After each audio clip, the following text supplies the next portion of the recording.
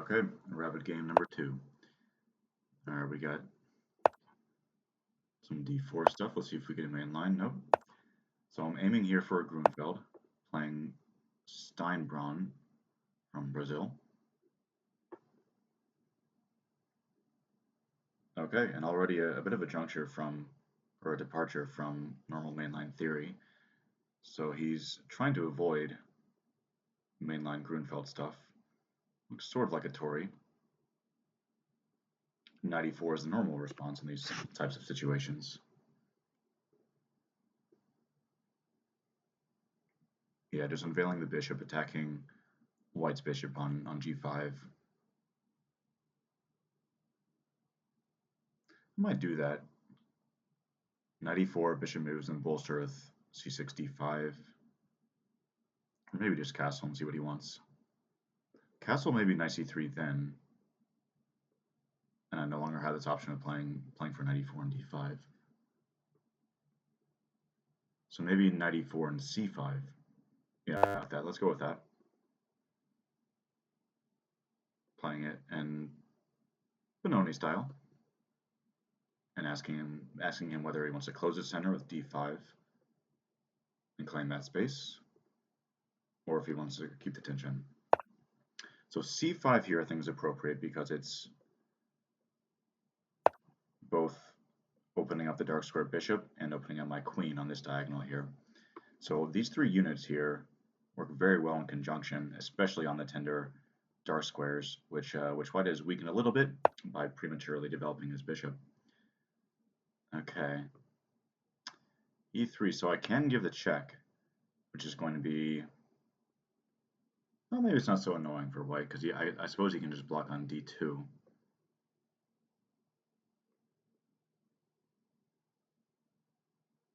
Although, so check, knight blocks on d2, then I guess I can get away with taking on d4. Let's insert this and just see what he wants to do. Knight c3, I can take it, although maybe he had queen d2 there. That would have been interesting. Okay, so knight bd2, and I was intending on taking this. I don't think I run afoul of any b4 ideas, right? Takes, b4 takes, rook b1, that's never an issue, I can just hop back. Although, do I really want to release the tension? Maybe what I should be doing is something like knight c6. Yeah, maybe just ramp the pressure with knight c6. Knight c6, bishop d3, takes, and take on d4.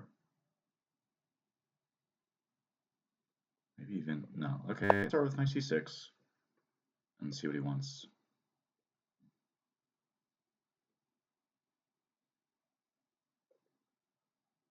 Yeah, if he ever pushes with d5, he's opening up the long diagonal for my bishop. And I have some ideas of knight b4 into c2, okay. So I can play knight b4 with the idea of takes. I have some nasty discoveries. Alternatively, I wonder if I have takes on b2, takes, and knight c3 stuff. All right, I need to calculate here for a sec.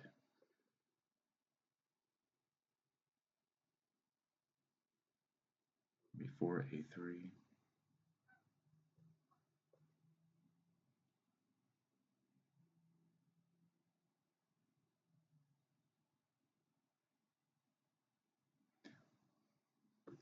So bishop b2 takes, knight c3, queen c2, take on a1.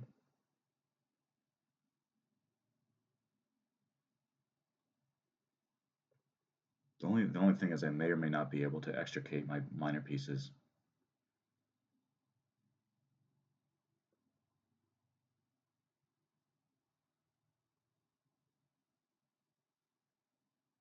So I can do this. I don't think he can get away with taking on e4, but a3, what am I really doing there?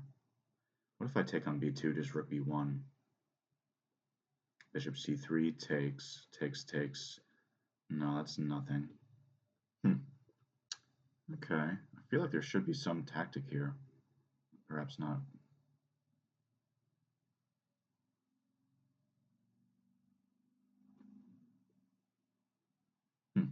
maybe knight b4, a3, then I take on b2.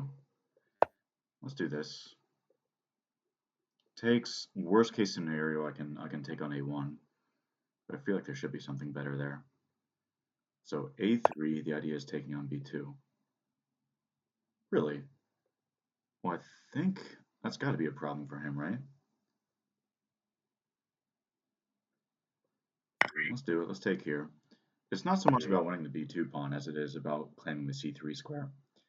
So if I want, I can do this and take this bishop, take the rook. I do need to start speeding up a little bit here, so okay. He has to go queen e1, otherwise the bishop drops with check. I think I can take here now, and that's a full rook. So I do need to be careful about my own rook on h8. My knight might be getting trapped there.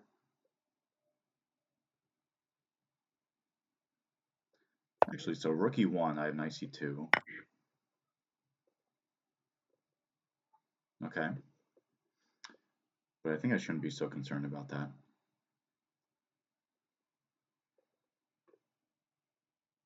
Yeah, just taking a moment to make sure there's no mating threats around the king, but don't really believe it. Bishop here. So bishop here, then he has bishop h8. What am I doing there? Oh, okay. Well now, so here, I guess, maybe it makes some sense to do this actually. I really need to get my queen involved. Problem is, queen b6, d6. So maybe I sack this. No, he wants the knight coming in. Uh-oh. Okay, so maybe I should be taking this. Start with this, and I think I'm going to need to take queen takes, and then this falls. Shoot. Yeah, my pieces are a little bit too distracted over here. I have no time. Okay, I think he should have played the knight, and now I have a little bit of time to organize. I just got to bring the queen back. I can't worry about pawns dropping. I got to bring the queen back and offer this exchange. Not give him time for this. Oh, wow. Well, that can't be right. I have a hard time believing that. So I have knight d3. He gives me this endgame when I'm just up material. He has pawns, but so here I'm looking at like things about taking on f2, but maybe that's not anything. Okay, I gotta start speeding up. The idea is to get my knight the heck out of there and just yeah, be up material. So now I think I am getting the knight out via a4. Okay. Here I guess he just plays knight e4. That's okay. Otherwise I can take and I'm on it. Let's just get rid of one of the knights. Let's develop my last undeveloped major piece. And now if I can claim a pawn or two, yeah, I need to speed up here. So rook c1 was a little bit okay. Well, I'll take. And now this pawn drops because I'm on the bishop. Yep, this guy's just he was down a rook, so he was doing the right thing and trying to speed up on the clock and just making me or pressuring me on the clock and trying to make me make a mistake under that sort of time duress. But this should be fairly simply convertible now. Okay, so he wants a check. I'm not sure why that check should worry me so much. Yeah, that's nothing. Check, just king g7.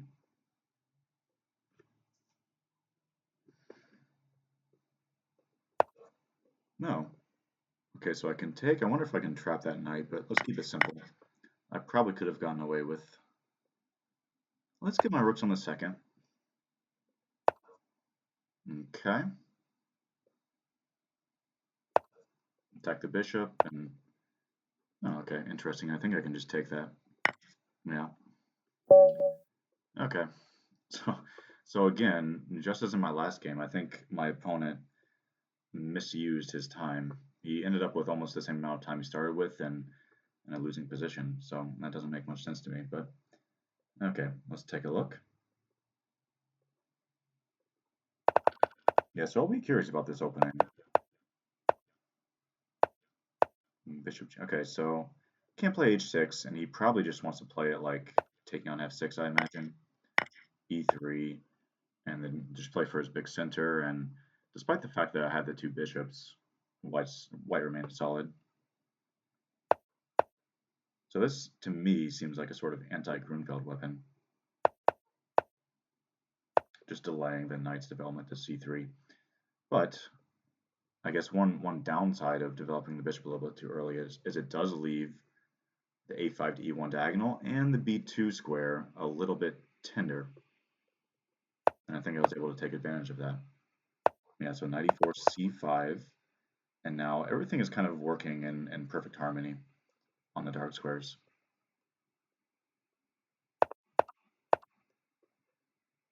Oh wow, I must have missed something pretty big here in the middle of the game, but we'll get to that. Look at a massive spike. Okay, so maybe I should be inserting this capture first. Takes. Now the check. So what's the difference? Now if, as in the game, he plays d5, take here, and if the rook just moves. Okay, so now we're able to pile up here, but takes. Do I have some queen? No. Oh wow, it just wants to play it slowly. No, I was not looking at this at all. I did not. And the computer contends that I have compensation here. I guess the thing is it is a fairly nasty pin to try to get out of, like bishop e2 and castles would leave the knight hanging, and in the meantime, I just have castles rook d8 piling up on the knight on d2. So how's this pan out? g5, okay, and the bishop moves. Castles with the threat of rook d8, and I guess, yeah, he's just not in time to disentangle. Wow. So investing a whole piece just to get this really nice lead in development and attacking potential with the pen knight, and the king still stuck in the center. Okay. In a classical game, maybe I can correctly evaluate this sort of piece sack, but in a, well, I guess this is technically rapid, but in a quick game, that's hard to correctly assess. Okay, so knight c6. Oh wait, no. Okay, back to the game when I had not inserted this capture. g5 again, interesting. Yeah, just taking advantage of the fact that the knight is defending both these squares. So if here takes, I imagine, yeah, so I'm trading the g pawn for the d pawn. I can take either place and then take twice on d4. So we get this endgame. It takes. Okay, and I have a central majority. This king is in the center, and I have pretty simple development. Maybe just castles d6.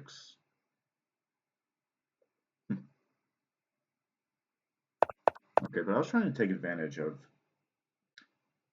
his misplaced dark square bishop and the weakened dark squares on the queen side. So maybe that was just a little bit too simplistic of me when I should be playing on the whole board. Okay, so evidently he can actually get away with taking this. I was thinking knight c2. So either way, either check, it's a double check, so he has to move the king. And yeah, maybe it's just not enough. Maybe his king is safe enough on e2, given the fact that the center is fairly closed, and he's got the minor pieces for the rook. Yeah, okay, so maybe concretely this just doesn't work.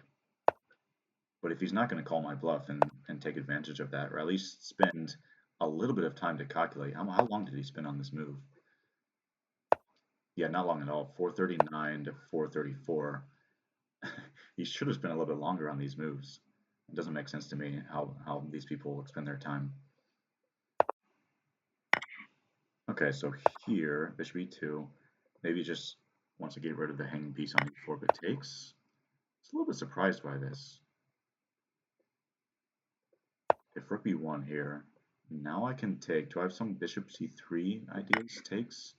And if queen takes, my knight's pinned. Oh no, although I have knight c2 stuff.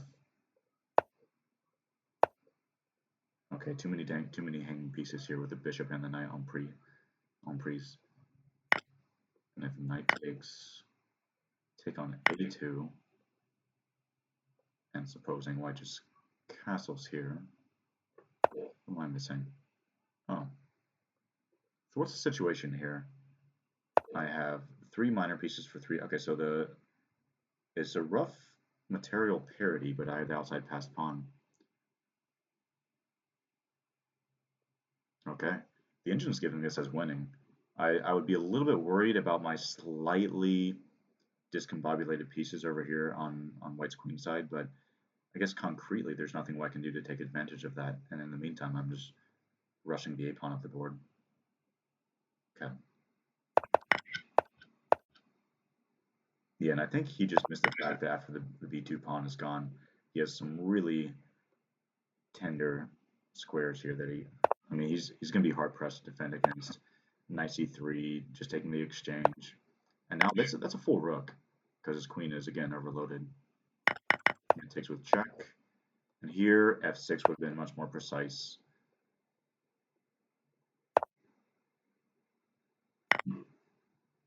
Yeah, I wasn't worried. I wasn't too worried about dropping the e7 pawn, but it is quite dangerous now, given the fact that I've invested my dark square bishop over here to win the rook, but now my king is just too weak. Yeah, I think he missed a golden opportunity with knight g5 at the right moment. So queen f6. So I was thinking queen b6, just trying desperately to exchange queens, and he can play d6 there, just blocking things up. d6. Yeah, and what am I actually doing here? If I have to give this away, queen takes. I think he has too many threats with the knights coming in.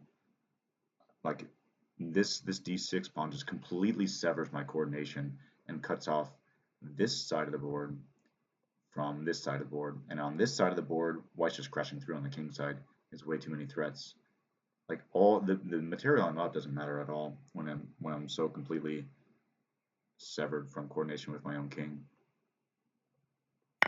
If queen d6 is the right move, that's clearly not the right continuation. Yeah, my dark squares are too weak. But how much time? Yeah, so I had about a minute here. Maybe I should have spent a little bit more time on f6, which does thematically make sense, arranging the pawns in the dark squares where I'm weak, having given up the dark square bishop.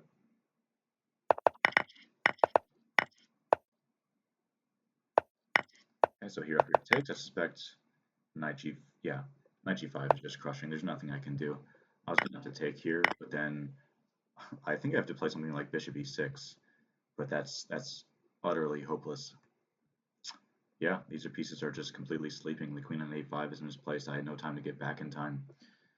Yeah, that's why f6 was so critically important, not allowing e7 to drop. Okay, makes sense. But then again, he was just trying to play off my clock, and he missed. Yeah, I was more than happy to give this pawn, because now I have just enough time to coordinate my defense, get my queen back in time, and in the end game should be completely winning. I guess he can't even keep the queens on and defend this bishop, so that's why I had to trade. Okay, and the rest of it's pretty simple. Yeah. Okay. Well, interesting game in an anti-Grünfeld setup. Good game to Steinbronn, and thanks for watching.